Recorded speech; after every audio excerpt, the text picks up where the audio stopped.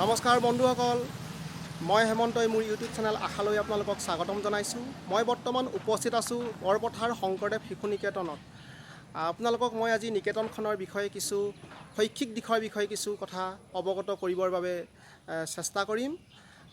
এই বছৰ শংকৰদেৱ শিশু নিকেতন বৰপথাৰে একাদশ শ্ৰেণীত কলা শাখাৰ নামভৰ্তিৰ প্ৰক্ৰিয়া আৰম্ভ কৰিছে। এটা খুব ভাল লগা কথা।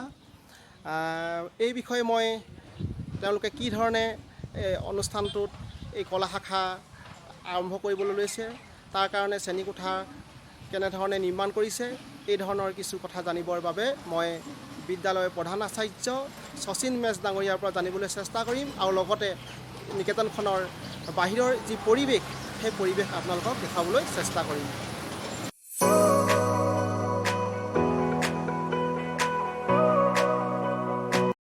এইখনেই আমাৰ মৰমৰ শংকৰদেৱ শিশু নিকেতন।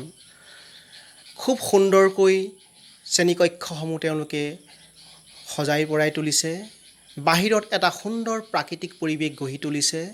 ক'ভিডৰ কাৰণে বৰ্তমান শ্ৰেণীসমূহ বন্ধ হৈ আছে যদিও অনলাইন পদ্ধতিৰে আচাৰ্যসকলে ক্লাছ কৰি আছে।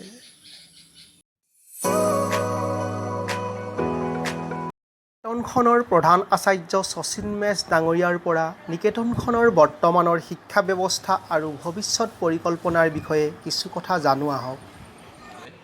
আমি নিকেতনৰ বিষয়ে মাজে সময়ে বিভিন্ন ধৰণৰ আমাৰ লক্ষ্য উদ্দেশ্য ৰাইজক অৱগত কৰি আহিছোঁ। আমি অষ্টম শ্ৰেণীলৈকে, অংকুৰ শ্ৰেণীৰ পৰা অষ্টম শ্ৰেণীলৈকে আমাৰ শিশু শিক্ষা সমিতি অসমৰ এটা প্ৰশাসন আছে, প্ৰশাসন ভাৰতী অসম বুলি।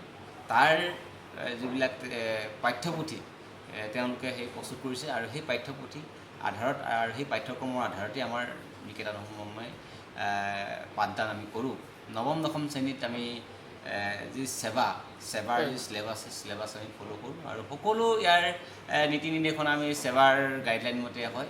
তেওঁলোকৰ সম্পূৰ্ণ আমি নটিফিকেশ্যন আমি মানি চলোঁ। আমাৰ নিকেতনখন আমি চৰকাৰীভাৱে বিভাগীয় যি শিক্ষা বিভাগৰ পাৰ্মিশ্যনৰ এটা অনুমতিৰ প্ৰয়োজন আছিলে, আমি সেই সকলোখিনি অনুমতি আমি ইতিমধ্যে লাভ কৰিছোঁ আৰু সেৱাৰ পৰা আমি স্থায়ী কোড আমি লাভ কৰিলোঁ। এটা সুখবৰ, আমি সেই সুখবৰ সকলোকে আমি জনাব বিচাৰিছোঁ। আমাৰ এই চলিত বৰ্ষৰ পৰা আমাৰ নিকেতনত একাদশ শ্ৰেণীত আমি সম্প্ৰসাৰণ কৰিছোঁ। ইয়াতে প্ৰথমতে আমি কেৱল কলা শাখাৰ আমি আৰম্ভ কৰিছোঁ আৰু ভৱিষ্যতে আমি বিজ্ঞান শাখা আৰু যি বাণিজ্যিক শাখা আছে সেই শাখাও আমি আৰম্ভ কৰিম। মই এটা সকলোকে অনুৰোধ জনাইছোঁ যাতে আমাৰ নিকেতনখনত সকলোৱে এবাৰ আহক, চাওকহি। ইয়াৰ আন্তঃগাঁথনিসমূহ আমি লাহে লাহে মানে উন্নয়ন বা কৰি গৈ আছোঁ। সকলোখিনি আন্তঃগাঁথনি আমি সম্পূৰ্ণ কৰিব পৰা নাই যদিও ছাত্ৰ ছাত্ৰীসমূহক এটা গুণগত পাঠদান দিব পৰাকৈ আমি সকলো আন্তঃগাঁথনি ইতিমধ্যে কৰিছোঁ। এটা লাইব্ৰেৰী, এটা বিজ্ঞানাগাৰ আৰু এটা আৰম্ভ আমি সৰু সুৰাকৈ কৰিছোঁ।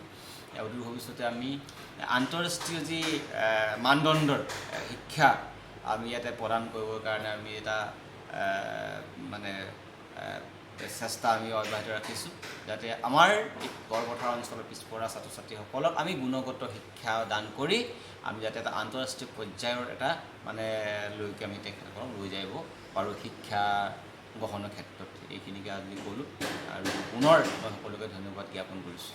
ধন্যবাদ। এইটোৱে হ'ল একাদশ শ্ৰেণী এই বছৰ নিকেতনত আৰম্ভ কৰিবলগীয়া তেওঁলোকৰ নতুন গৃহ।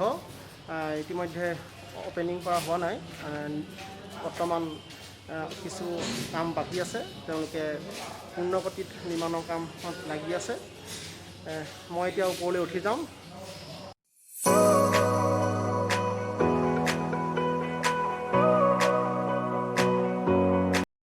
মিস্ত্ৰীয়ে কাম লাগি আছে, প্ৰায় কাম সম্পূৰ্ণ হৈছেই। খুব সুন্দৰকৈ তেওঁলোকে শ্ৰেণীকক্ষটো নিৰ্মাণ কৰাত ব্যস্ত হৈ আছে। খুব কম সময়তে শেষ হ'ব।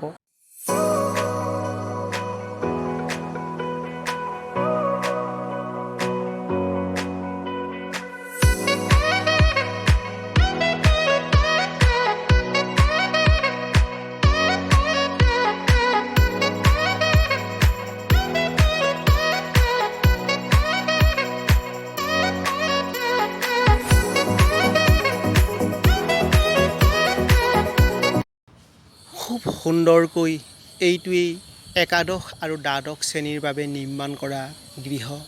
ইতিমধ্যে একাদশ শ্ৰেণীৰ বাবে নিৰ্মাণ কৰা শ্ৰেণীকক্ষটোৰ কাম প্ৰায় সম্পূৰ্ণ হৈ উঠিছে। মই ভিডিঅ'টো আজি ইমানতে সামৰণি মাৰিছোঁ। যদি আপোনালোকে ভাল পাইছে তেন্তে লাইক, শ্বেয়াৰ আৰু কমেণ্ট কৰিব। ধন্যবাদ।